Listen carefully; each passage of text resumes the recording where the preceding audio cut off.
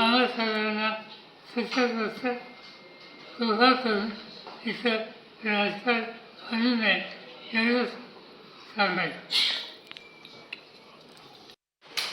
शरद पवारांना अश्रू अनावर झालेले आहेत. अत्यंत शोकाकुल होत त्यांनी हे वक्तव्य केलेलं आहे.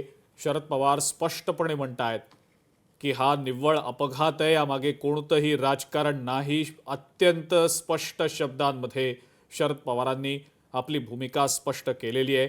सुषमा अंधारे सध्या विद्याप्रतिष्ठानच्या प्रांगणामध्ये पोहोचल्याचं दृश्यांमध्ये आपण पाहतो आहोत. त्याही श्रद्धांजली अर्पण करतात आहे. जे दादांचे कार्यकर्ते जे दादांवरती प्रेम करतात ते शिस्त पाळतील, खाली बसतील. सगळे कार्यकर्ते जे दादांवरती प्रेम करतायत, दादांना श्रद्धांजली अर्पण करण्याकरता या ठिकाणी आले, त्या सगळ्या कार्यकर्त्यांना विनंती, आपण खाली बसा, खाली बसा, शिस्तीचं पालन करा. आपली एक चूक, एक गोंधळ या ठिकाणी चेंगराचेंगरी होऊ शकते. आजूबाजूला आपल्या महिला भगिनी आहेत, लहान मुलं आहेत. कृपया परिस्थितीचं गांभीर्य ओळखा. मला माहिती आहे आपल्या सर्वांवरती जो दुःखाचा डोंगर कोसळलाय त्यातून आपल्याला बाहेर पडणं अशक्य आहे. परंतु या परिस्थितीमध्ये आदरणीय दादांना अभिप्रेत असणारी शिस्त या ठिकाणी आपण सर्वांनी पाळूयात. हीच आपल्या वतीने, सर्वांच्या वतीने आदरणीय दादांना श्रद्धांजली असेल. कुणीही गडबड गोंधळ करणार नाही, कुणीही जागा सोडणार नाही. स्टेजवरती जे लोक आहेत ते लोक कृपया मागे सरकतील.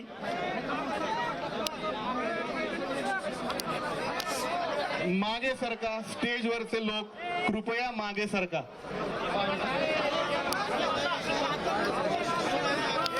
आपण सर्व दादांवरती प्रेम करणारे लोक आहात याची मला कल्पना आहे, परंतु थोडीशी शिस्त पाळूयात.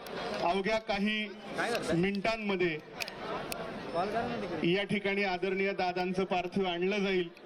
आपण अंत्यदर्शनाची सुरुवात शासकीय मानवंदना झाल्यानंतर लगेचच या ठिकाणी करणार आहोत.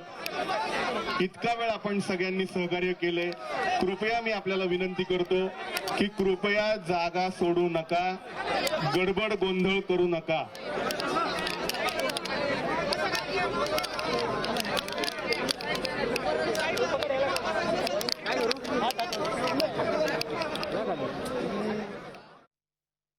कार्यकर्त्यांना खरं तर संयम ठेवण्याचं आवाहन यावेळी करण्यात येते. एक महत्त्वाची अपडेट आहे ती म्हणजे उद्धव ठाकरे देखील आता बारामतीसाठी रवाना झालेत. आज उद्धव ठाकरे पवार कुटुंबाची भेट घेतील. अजितदादा यांचं पार्थिवाचं दर्शन घेणार असल्याची माहिती. उद्धव ठाकरे देखील आता बारामतीसाठी रवाना झालेले आहेत. सर्वच राजकीय पक्षाचे अनेक बडे नेते या ठिकाणी उपस्थित आहेत. अशातच आता उद्धव ठाकरे देखील बारामतीसाठी रवाना झाले आहेत आणि ते देखील या ठिकाणी येऊन संपूर्ण पवार कुटुंबाची भेट घेणार असल्याची माहिती आहे. आणि काही वेळापूर्वी आपल्याला माहिती आहे राज ठाकरे देखील त्यांच्या शिवतीर्थ या निवासस्थानाहून निघालेले होते. बारामतीसाठी ते रवाना झाल्याचं समजलेलं होतं आणि म्हणजे दोन्ही ठाकरे बंधू सध्या बारामतीकडे रवाना झाल्याची माहिती मिळते आहे. आणि आज रात्री पवार कुटुंबाची उद्धव ठाकरे भेट घेणार असल्याचं देखील समजतंय.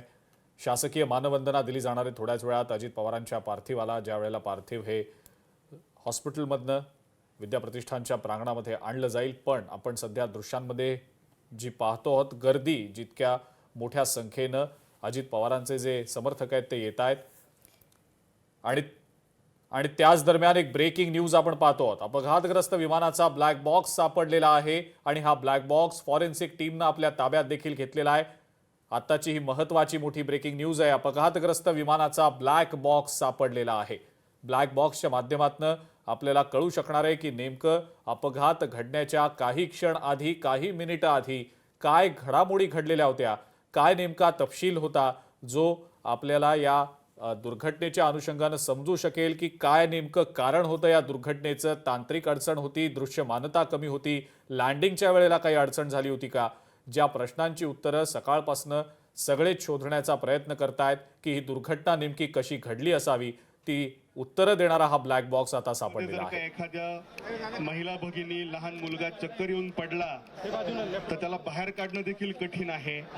कृपया सगळ्यांनी काळजी घ्या, स्वतःची काळजी घ्या, आपल्या आजूबाजूला असणाऱ्या लोकांची काळजी घ्या आणि याच्यासाठी सगळ्यांनी शांत राहा, एका जागेवर उभे राहा. दादा समजून घ्या जरा, राहू द्या.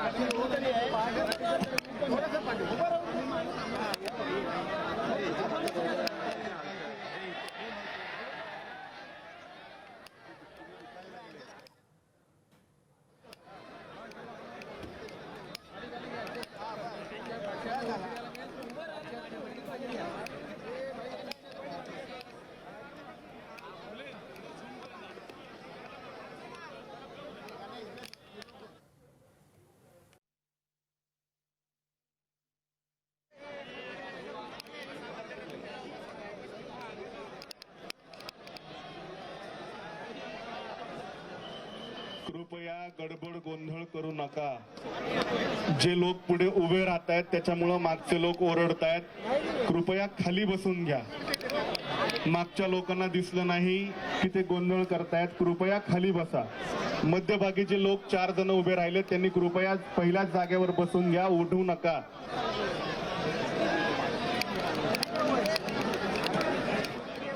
आणि उसळलेली आहे आणि अशातच चेंगरीची शक्यता देखील आपण खरं तर नाकारू शकत नाही.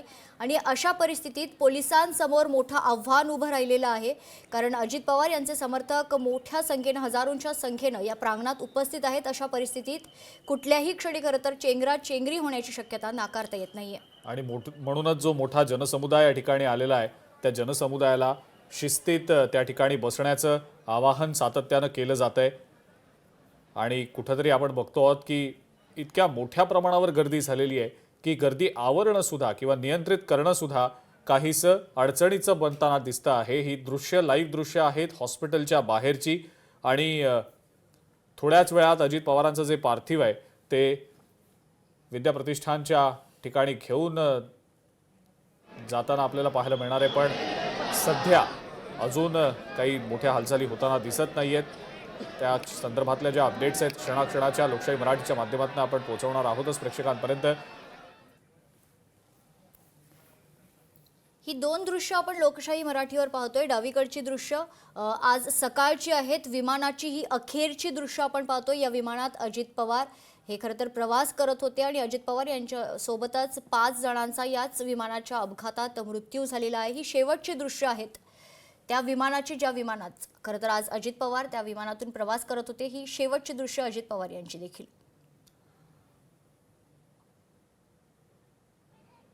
अत्यंत दुर्दैवी हा सगळा घटनाक्रम आज सकाळपासूनचा आपण पाहिला होता.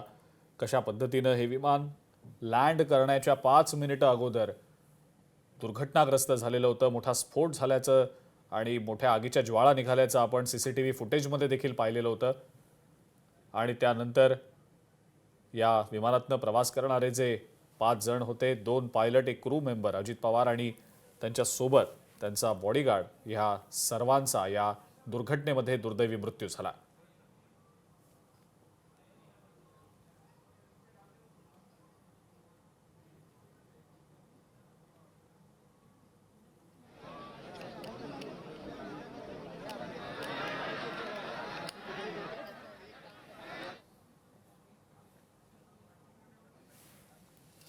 तर ही 2 दृश्य आपण खाली पाहतोय. बसा. तुमच्यामुळे मागे गडबड गोंधळ होतीये.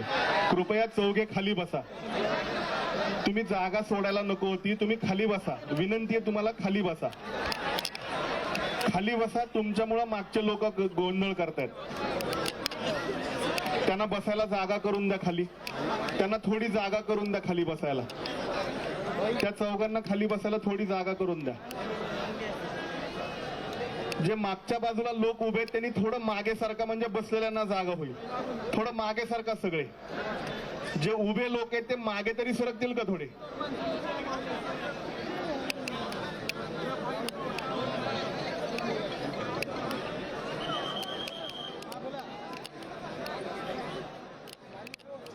आताची जी अपडेट समोर येते, मुख्यमंत्री देवेंद्र फडणवीस आणि उपमुख्यमंत्री एकनाथ शिंदे मुंबईच्या दिशेनं रवाना झाल्याचं समजतंय.